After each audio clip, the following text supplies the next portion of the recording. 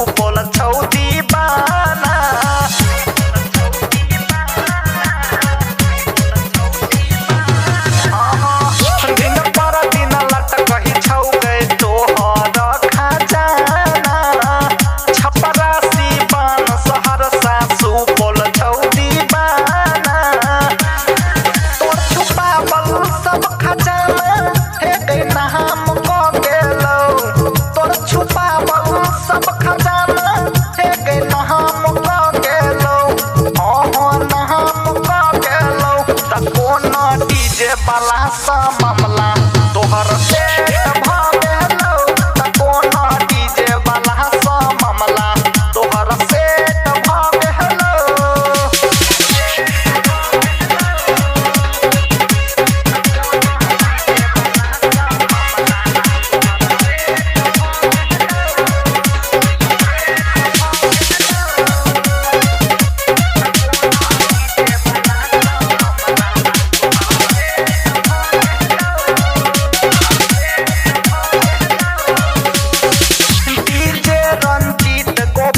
घुमा दे तौला लकीला डीजे सत्यम रविंदर गायर दे तौकीला।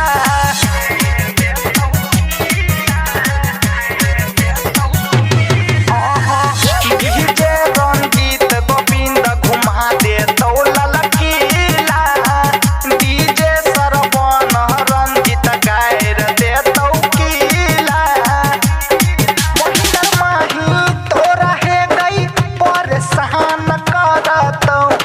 मोहिंदर माही कुंदन सिंह परेशान करतौ एक परेशान करतौ त कोनो डीजे वाला सा